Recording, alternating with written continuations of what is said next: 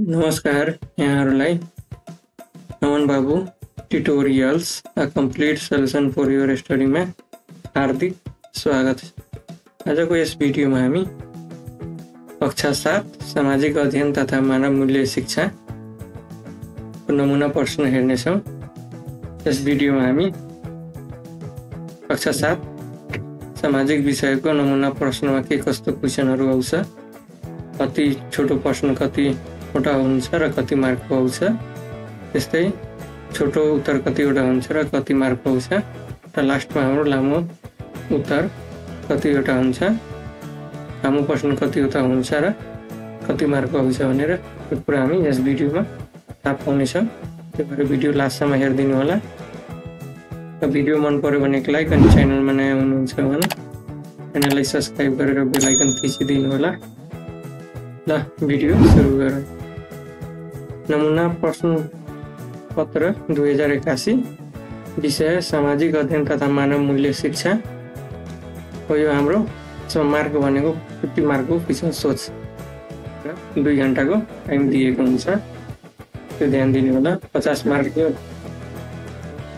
Question हुन्छ र 2 घण्टाको टाइम दिएको हुन्छ।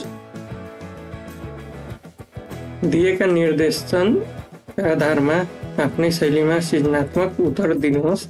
आफ्नै शैलीमा उत्तर लेख्नु पर्नेछ। पहिला आउँछ समूह क। समूह क भित्र अति छोटो उत्तर लेख्नलाई भन्छ र यसमा 9वटा क्वेशन हुन्छ र हरेक क्वेशन 1 मार्कको हुन्छ। यो हाम्रो अति छोटो प्रश्न भयो। यो हाम्रो समूह क भित्र पर्छ। पहिलो प्रश्न रहेको छ नम्बर 1, विकासका पूर्वाधारको कुनै 2वटा उदाहरण लेख्नुहोस्। तर विकासका पूर्वाधारको कुन 2वटा उदाहरण शिक्षा र यातायात हुन्। त्यस्तै प्रश्न नम्बर 2, मानव मूल्यको 2वटा उदाहरण दिनुहोस्। उत्तर, मानव मूल्यका 2 उदाहरण आपसी सद्भाव र जिम्मेवारी हुन्। त्यस्तै प्रश्न नम्बर 3, तपाईको समाजमा संस्कारहरूसँगै भित्रिएको एउटा विकृतिको नाम लेख्नुहोस्। तर हाम्रो समाजमा संस्कारहरूसँगै भित्रिएको एउटा विकृति छुवाछुत हो।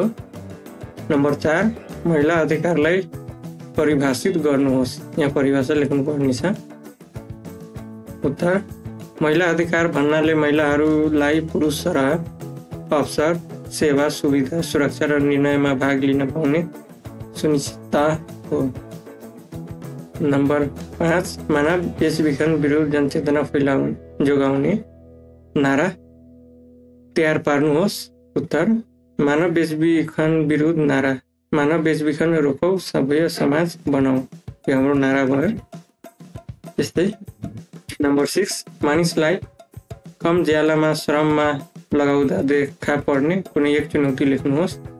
तर मानिसलाई कम ज्याला दिएर श्रममा लगाउँदा आर्थिक असुरक्षा बढ्छ।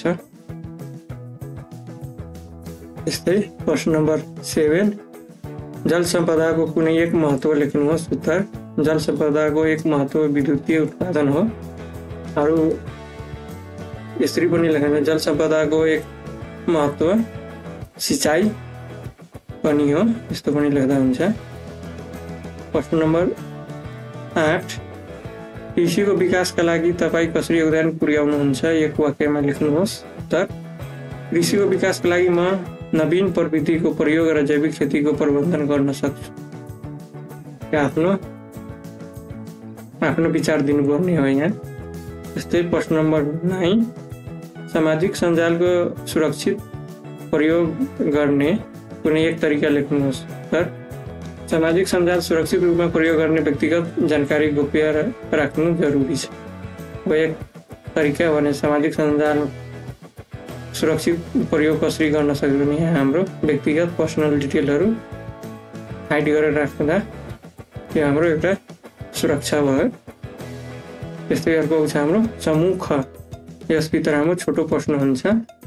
तल दिएका प्रश्नको छोटो उत्तर लेख्नुहोस् र यसभित्र हामीलाई 7वटा क्वेशन गर्नुपर्ने हुन्छ र हरेक क्वेशनको 3 मार्क हुन्छ। जम्मा गरेर यो समूह खबाट हामीलाई 21 मार्कको क्वेसन सोध्छ। हामीलाई छोटो उत्तर लेख्नुपर्ने हुन्छ, यो आधी पेज जति लेख्दा हुन्छ। अब यहाँ हामी क्वेसन हेरौँ। क्वेसन नम्बर 10, स्वास्थ्यले मानव जीवनमा पार्ने सकारात्मक प्रभाव समेटेर संवाद लेख्नुहोस्। यहाँ संवादको नमुना दिएको छ। यहाँ यो संवादको शीर्षक भयो। जस्तै यहाँ राम र श्याम बीचको संवाद छ। राम, नमस्ते श्याम, बिहानै साइक्लिङ गर्दैछौ? श्याम, हो राम, स्वस्थ रहनका लागि व्यायाम गरिरहेको छु। स्वस्थ शरीर भए मात्र पढाइ र काममा राम्रो गर्न सकिन्छ। राम, एकदम सही, राम्रो स्वास्थ्यले खुसी महसुस गराउँछ र रोगबाट बचाउँछ। श्याम, हो, त्यसका लागि सन्तुलित खाना, सफा पानी, सरसफाइ र व्यायाम गर्नुपर्छ। राम, ठिकै छ, म पनि अबदेखि ध्यान दिन्छु, धन्यवाद। श्याम, स्वस्थ रहो, खुसी रहो। यो हाम्रो संवादको नमुना भयो। यस्तै संवाद दियो भने यस्तै तरिकाबाट लेख्न सक्नुहुन्छ। यहाँ 5 मार्कको सोधेको भए 1 पेजमा लेख्नु पर्ने हुन्थ्यो, तर यहाँ 3 मार्कको मात्र छ, त्यही भएर आधी पेज अथवा आधी पेजभन्दा बढी लेख्दा हुन्छ। प्रश्न नम्बर 11, लोकगीत, लोकबाजा र लोकनृत्य एकअर्कामा कसरी अन्तर्सम्बन्धित छन्? प्रश्न पार्नुहोस्। उत्तर, लोकगीत, लोकबाजा र लोकनृत्य एकअर्कासँग गहिरो सम्बन्ध राख्छन्, किनकि यी सबै जनताको परम्परा, संस्कृति र सामुदायिक जीवनशैलीसँग जोडिएको हुन्छ। लोकगीतले जनजीवनको कथा र भावना व्यक्त गर्छ। लोकबाजाले ती गीतलाई लय र धुन दिन्छ र लोकनृत्यले ती भावनाहरूलाई नृत्यको माध्यमबाट अभिव्यक्त गर्छ। यी तीनै परम्परागत कलाहरू सांस्कृतिक पहिचानको अभिन्न हिस्सा हुन् र एकसाथ प्रस्तुत हुँदा समुदायको संस्कृति जीवनलाई झल्काउँछ। यसरी लोकगीत, लोकबाजा र लोकनृत्य एकअर्कामा अन्तर्सम्बन्धित छन्। प्रश्न नम्बर 12, सामाजिक समस्या समाधान गर्ने के कस्ता उपाय अपनाउन सकिन्छ? 3 बुन्दामा लेख्नुहोस्। उत्तर, सामाजिक समस्या समाधानका उपाय। यहाँ 3वटा बुन्दा भनेको छ, तोकेर भनेछ 3वटा लेख्नु होला। यहाँ कति बुन्दा नभनेको भए 3वटा, 4वटा, 5वटा पनि लेख्दा हुन्थ्यो। पहिलो बुन्दा रहेको छ शिक्षा तथा जनचेतना। समाजमा रहेको अन्धविश्वास, छुवाछुत, बालविवाह जस्ता समस्याहरूलाई हटाउन शिक्षा आवश्यक छ। त्यस्तै नम्बर 2 बुन्दा रहेको छ रोजगारी सृजना। बेरोजगारी हटाउने उपाय अपनाउँदा चोरी, अपराध र मानव बेचबिखन कम हुन्छ। नम्बर 3 कानुनी व्यवस्था बलियो बनाउने। कानुनी कडाइ गरी सामाजिक विकृतिहरूलाई नियन्त्रण गर्न सकिन्छ। यसमा अरू थप्न पनि सक्नुहुन्छ। यो बुन्दालाई अरू वर्णन पनि गर्न सक्नुहुन्छ। क्वेसन नम्बर 13, कार्निकोले चिनिया बादशाहलाई कसरी प्रभावित पारेका थिए? 3 बुन्दामा लेख्नुहोस्। यहाँ पनि 3 बुन्दा भनेछ। कार्निकोले चिनिया बादशाहलाई प्रभावित पारेका कारणहरू। पहिलो बुन्दा, उत्कृष्ट बौद्ध चैत्य निर्माण। उनले चीनमा शानदार बौद्ध चैत्य निर्माण गरे, यसको प्रशंसा व्यापक रूपमा भयो। नम्बर 2 बुन्दा, टुटेको मूर्ति जोड्ने सिप। चिनिया समाटले दिएको टुटेको मूर्ति कार्निकोलाई दिए, उनले सजिलै जोडिएर देखाए। अर्को बुन्दा रहेको छ। नम्बर 3 कला र वास्तुकलामा दक्षता। चित्रकला तथा मूर्तिकलामा कार्निकोको उत्कृष्ट भएकाले चिनिया दरबारमा उनको सम्मान बढ्यो। प्रश्न नम्बर 14, धरातलीय स्वरूपमा परिवर्तन ल्याउने 3वटा तत्त्वहरूको बारेमा छोटकरीमा लेख्नुहोस्। धरातलीय स्वरूप परिवर्तन गर्ने 3 तत्त्व। यहाँ 3 तत्त्वको छोटकरीमा वर्णन गर्न भनेछ। अलिअलि कुन तत्त्व हो? बाहिरी तत्त्व हुन्छ, भित्री तत्त्व हुन्छ। भित्री तत्त्व भनेको भूकम्प, ज्वालामुखी। त्यस्तै बाहिरी तत्त्व भनेको नदी, हावापानी, भूमि। योहरू हाम्रो के भयो? बाहिरी तत्त्व भयो। यो कुनै 3वटा तत्त्वको बारेमा छोटकरीमा बयान गर्नुपर्नेछ। पहिलो तत्त्व रहेको छ भूकम्प। जमिनभित्र उत्पन्न कम्पनका कारण पहाड भत्किन सक्छ, भूभाग परिवर्तन हुन सक्छ। त्यस्तै नदीहरूले माटो तथा चट्टान खटान गरी नयाँ भूआकृति सृजना गर्छ। त्यस्तै लास्ट तत्त्व रहेको छ, यो 3वटा मात्र भनेको छ। त्यही भएर यहाँको लास्ट भनेको हावापानी। लामो समयसम्मको तापक्रम, वर्षा, हावाका कारण माटो भई भू संरचना परिवर्तन हुन्छ। यहाँहरू पनि थप्न सक्नुहुन्छ। त्यस्तै 15 नम्बर प्रश्न, काम गर्ने उमेर समूहको जनसङ्ख्या धेरै हुँदा कस्तो फाइदा हुन्छ? 3 बुन्दामा लेख्नुहोस्। यहाँ पनि 3 बुन्दा भनेछ। काम गर्ने उमेर समूहको जनसङ्ख्या धेरै हुँदा फाइदाहरू: पहिलो बुन्दा, आर्थिक वृद्धिमा योगदान। सक्षम जनशक्ति धेरै भएमा उत्पादन बढ्छ, जसले देशको आर्थिक विकासमा टेवा पुर्याउँछ। नम्बर 2, नवाचार र प्रविधिको विकास। युवा जनशक्ति वैज्ञानिक अनुसन्धान, प्रविधि विकास र औद्योगिकरणमा सक्रिय हुन्छन्। नम्बर 3, रोजगारी सृजनाको अवसर। उत्पादन शक्ति बढ्दा रोजगारीका अवसरहरू पनि बढ्छन्, जसले गरिबी हटाउन मद्दत गर्छ। क्वेसन नम्बर 16, सार्कमा नेपालले खेलेको भूमिका दर्शाउँदै मिल्ने साथीलाई चिठी लेख्नुहोस्। यहाँ चिठी लेख्नुपर्ने छ, साथीलाई चिठी। पहिलो यहाँ बायाँ साइडमा मिति ठेगाना लेख्नु होला। त्यसपछि हाम्रो के आउँछ? ग्रेटिङ आउँछ भनेको। प्रिय मित्र, यहाँ आफ्नो साथीको नाम लेख्नु होला। नमस्ते, आशा छ तिमी स्वस्थ र खुसी छौ। आज म तिमीलाई नेपालले सार्क दक्षिण एसियाली क्षेत्रीय सहयोग सङ्गठनमा खेलेको भूमिका बारे लेख्दैछु। नेपालले सार्क स्थापनामा महत्त्वपूर्ण योगदान दिएको छ। यो सङ्गठन 1985 मा स्थापना भएको हो, जसमा नेपाल पनि संस्थापक राष्ट्रहरूमध्ये एक हो। नेपालको राजधानी काठमाडौँमा सार्क सचिवालय स्थापना भएको छ, जसले सबै सदस्य राष्ट्रहरूबीच समन्वय गर्ने काम गर्छ। नेपालले क्षयरोग केन्द्र स्थापना गरी स्वास्थ्य क्षेत्रमा योगदान दिएको छ। साथै सार्क सूचना केन्द्र नेपालमै रहेको छ, जसले सदस्य राष्ट्रहरूलाई आवश्यक सूचना आदान प्रदान गर्न सहयोग पुर्याउँछ। नेपालले 13औं, 11औं, 18औं सार्क शिखर सम्मेलन आयोजना गरेको छ। कृषि, स्वास्थ्य, यातायात, शिक्षा र जलवायु परिवर्तन जस्ता क्षेत्रमा नेपालले सार्कका माध्यमबाट विभिन्न योजनाहरू ल्याउन पहल गरेको छ। नेपालको सार्कमा सक्रिय सहभागिताले यस क्षेत्रको आपसी सहकार्य, शान्ति र आर्थिक विकासमा महत्त्वपूर्ण योगदान पुर्याएको छ। आशा छ यो चिठी पढेपछि तिमीलाई नेपालले खेलेको भूमिका अझै राम्ररी बुझ्न मद्दत पुग्छ। तिम्रो साथी, यहाँ आफ्नो नाम लेख्नु होला। यो हाम्रो चिठीको नमुना भयो, यस्तै लेख्नु होला। अब हाम्रो समूहको आउँछ। यसमा हाम्रो लामो प्रश्नहरू हुन्छ। तल दिएको प्रश्नको लामो उत्तर लेख्नुहोस्। यो हाम्रो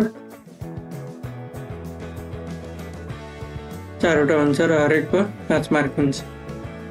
जम्मा गरेर यहाँ 20 मार्क हुन्छ। प्रश्न नम्बर 17, लोकतान्त्रिक संस्कारले समाजमा सकारात्मक प्रभाव पार्छ। 5 बुन्दामा प्रश्न पार्नुहोस्। यहाँ 5 बुन्दा भन्ने छ, त्यही भएर 5 बुन्दामा लेख्नु होला। लोकतान्त्रिक संस्कारले समाजमा पार्ने सकारात्मक प्रभावहरू: पहिलो बुन्दा, समानता र मानव अधिकारको संरक्षण। लोकतान्त्रिक संस्कार अपनाउँदा सबै नागरिकलाई समान अधिकार प्राप्त हुन्छ। दोस्रो बुन्दा, कानुनको शासन बलियो बन्छ। समाजमा नियम कानुनको पालना हुन थाल्छ, जसले स्थिति ल्याउँछ। नम्बर 3, भेदभाव रहित समाजको निर्माण। जातीय, लैङ्गिक, धार्मिक विभेद हट्छ र समान व्यवहारको प्रबन्धन हुन्छ। नम्बर 4, नागरिक सहभागिता बढ्छ। लोकतन्त्रमा प्रत्येक नागरिकको मतको महत्त्व रहन्छ, जसले समाजलाई उत्तरदायी बनाउँछ। लास्ट बुन्दा रहेको छ सुशासन र पारदर्शी प्रबन्धन। सरकारले पारदर्शी ढङ्गले काम गर्नुपर्ने हुँदा भ्रष्टाचार घट्छ। हाम्रो 18 नम्बर क्वेसन रहेछ मध्यकालीन नेपालको सामाजिक र राजनीतिक अवस्था उल्लेख गर्नुहोस्। यहाँ सामाजिक पनि भनेछ र राजनीतिक पनि भनेको छ, यो ध्यान दिनु होला। मध्यकालीन नेपालको सामाजिक अवस्था: जाति विभाजन गहिरो थियो, बहुविवाह, बालविवाह, सती प्रथा जस्ता कुरीतिहरू व्यापक थिए। हिन्दू बौद्ध संस्कृतिमा आधारित समाज थियो, महिला शिक्षाको अभाव थियो। हाम्रो के भयो, सामाजिक अवस्थाको बारेमा मध्यकालीनमा नेपालको सामाजिक अवस्था कस्तो थियो भने त्यो थियो, यो भयो। र अर्को भनेको हाम्रो राजनीतिक अवस्था कस्तो थियो, यहाँ पनि 4 बुन्दा छ। यहाँ लेख्दा 5-5वटा बुन्दा लेख्दा राम्रो हुन्छ, 4वटा मात्र लेखेको छ, एउटा थप्नु होला। पहिलो बुन्दा रहेको छ नेपाल ससाना राज्यहरूमा विभाजित थियो। नम्बर 2 राज्यहरू बीच आपसी युद्ध चलिरहेको थियो। नम्बर 3 स्थानीय राजाहरूले आफ्नो शासन चलाइरहेको थियो। नम्बर 4 राजनीतिक अस्तित्वको कमी थियो। प्रश्न नम्बर 19 नेपालमा उद्योगको विकास हुन नसक्नेका कारण पहिचान गरी समाधानका उपाय लेख्नु। यहाँ कारण पनि पहिचान गर्न भने कारण पनि लेख्नु भनेछ र समाधानका उपाय पनि लेख्नु पर्नेछ। नेपालमा उद्योग विकास हुन नसक्नुका कारणहरू। नम्बर 1 बुन्दामा रहेको छ पुँजीको अभाव, हानिका लागि पर्याप्त स्रोत साधनको कमी, कच्चा पदार्थ उद्योगका लागि व्यावसायिक कच्चा पदार्थ पर्याप्त मात्रामा उपलब्ध छैन। तेस्रो बुन्दा रहेको छ विद्युतीय आपूर्तिको समस्या, नेपालमा अझै पनि पर्याप्त ऊर्जा आपूर्ति हुन सकेको छैन।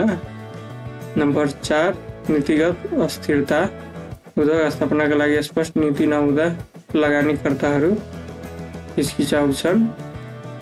माथि हाम्रो भयो कारणहरू, समाधान हेरौँ। विदेशी तथा निजी क्षेत्रका लगानी आकर्षण गर्ने नीति अपनाउने। नम्बर 2 जलविद्युत उत्पादन वृद्धि गरी उद्योगहरूलाई पर्याप्त ऊर्जा उपलब्ध गराउने। नम्बर 3 कच्चा पदार्थको आपूर्ति सुधार्ने उपाय खोज्ने। नम्बर 4 लगानी मैत्री नीति बनाई राजनीतिक अस्तित्व कायम गर्ने। हाम्रो लास्ट क्वेसन आएको छ पृष्ठभरिको नेपालको नक्सा बनाइयो, नक्सामा फरक सङ्केत प्रयोग गरी हिमाल पहाड र तराई छुट्याउनुहोस्। नेपालको नक्सा बनाएर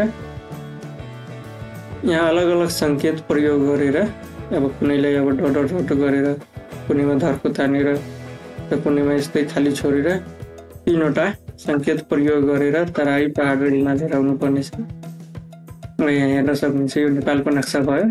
यहाँ व्हाइट भनेको हिमाल, ग्रिन भनेको हरियो भनेको पहाड र ग्रे भनेको तराई भयो। व्हाइट भनेको हिमाल, पहाड, तराई त्यस्तै छुट्याउनु होला। यहाँ सङ्केत तल हेर्न सक्नुहुन्छ, व्हाइट गरेर हिमाल लेखेछ, त्यस्तै हरियो गरेर पहाड र ग्रे गरेर तराई लेखेछ, यस्तै लेख्नु होला। यहाँ सङ्केत पनि भनेको छ। Best of luck for the exam. Thanks for watching. Like, share and subscribe.